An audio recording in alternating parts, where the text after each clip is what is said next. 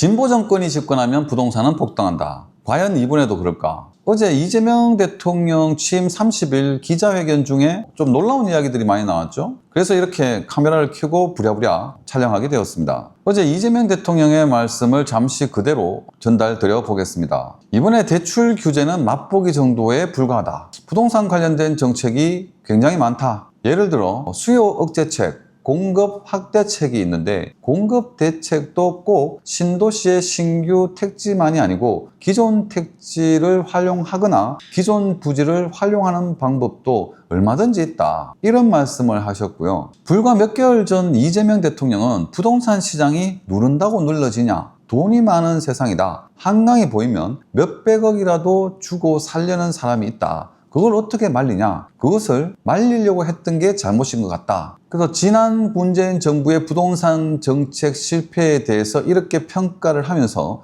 유튜브 채널에 또 출연해서 말씀하셨습니다. 그래서 지난 대선 선거 기간 동안 우클릭이라는 비난도 많이 받았습니다. 하지만 역시나 제가 지난 영상에서도 말씀드렸습니다. 정치인의 말을 믿지 말고 정치인이 어떤 배경을 가진 사람과 함께 하느냐, 그게 중요하다. 결국은 이재명 대통령도 취임 한 달 만에 강력한 대출 규제도 맛보기에 불과하다는 발언을 했습니다. 앞으로 더 무시무시하게 규제를 할 것이라는 강력한 시그널이라고 생각합니다. 대통령의 발언은 그 자체로도 정책의 방향을 결정할 수 있는 중요한 메시지죠. 역사는 반복됩니다. 부동산의 역사도 마찬가지입니다. 노무현 정부가 그랬고 문재인 정부가 그랬습니다. 유동성을 풀면 풀수록 그 유동성은 미친 듯이 자산 가격을 밀어 올렸습니다. 이 간단한 로직에 의해 부동산은 또다시 폭등할 수 있습니다. 고 노무현 대통령의 말씀이 생각납니다. 정부의 부동산 정책 입안자들보다 강남의 아줌마들이 더 빠르게 움직이더라. 실제로 하신 말씀입니다. 근데 저는 그때 당연한 거 아닌가? 그 사람들은 자기 자신의 피 같은 자산, 자기 돈이 걸려있고 부동산 실무자들이야 일로서 하는 거니까 당연히 투자자들이 더 빠를 수밖에 없다라는 생각을 했었습니다. 지금도 그 생각은 변함이 없습니다.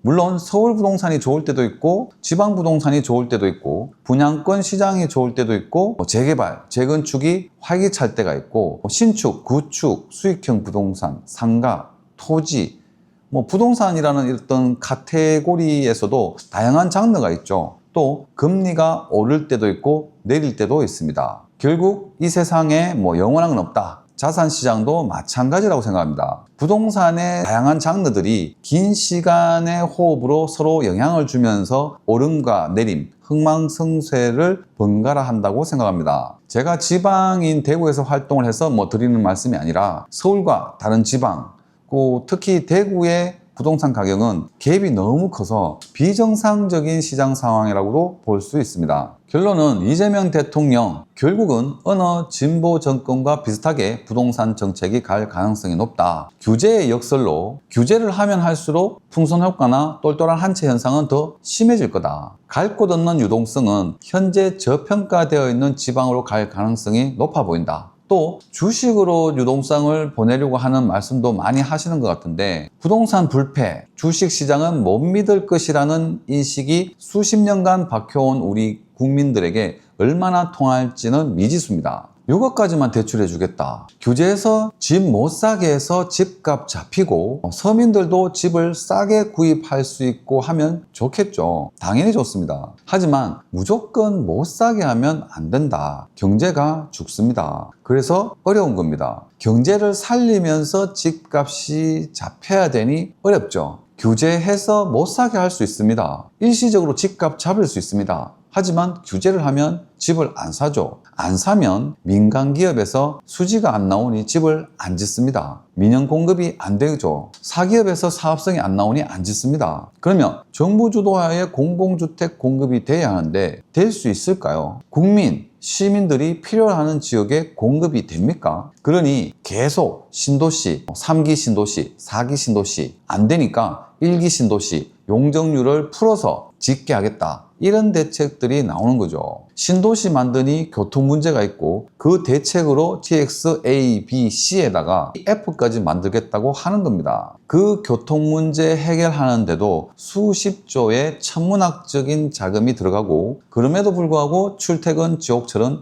해결이 안 되는 거죠. 지금 집이 많습니까? 50년 된, 60년 된 판잣집도 통계에 넣어놓고 주택 보급률은 높은데 집을 많이 가진 사람들 때문에 집이 모자란다. 그래서 지금 취득세 때문에 사지도 못하게 하고 보유세 때문에 가지지도 못하게 하고 양도세 때문에 팔지도 못하게 해놓은 것 아닙니까? 지금 규제지역 피해서 주위로 번져나가는 풍선 효과도 문제지만 이런저런 규제로 묶어놓은 걱정이 되는 건 용수철 효과입니다. 지금 각종 규제로 공급은 안 되면서 집값을 억지로 눌러놨기 때문에 어느 순간이 되면 튀어오른다. 폭발할 수 있다는 겁니다. 얼마 전에 서울 강남 토지거래 허가제 풀었다가 집값이 폭등, 아니 폭발할 조짐이 보이면서 다시 부랴부랴 묶는 해프닝, 우픈 현상이 있었죠. 지금 이재명 대통령이 공급 대책이 얼마든지 있다고 했는데 국민들이 가지고 싶고 갖고 싶고 살고 싶은 곳에 공급을 할 수 있는지 그런 대책이 될 수 있는 정책 꼭 나왔으면 좋겠고요. 지금 당장 짓는다 하더라도 3년에서 5년이 걸리는데 어디에 어떻게 공급 대책이 나올지 굉장히 궁금합니다. 지난 정부들처럼 천료변을 복개해서 공급하겠다. 개발 제한 구역을 풀겠다. 재개발, 재건축 빨리 될 수 있도록 규제 완화하겠다 등의 정책이 나온다면 용수철 효과로 뛰어올라 폭발하는 부동산 불패, 부동산 불장이 올 것이 뻔합니다. 공급 4년, 5년 이상 걸리면 이번 정부 임기도 끝이 날 텐데 내 탓이냐? 지난 정부에서 뭐 했노? 뭐 이렇게 역사를 반복하지 말고 정말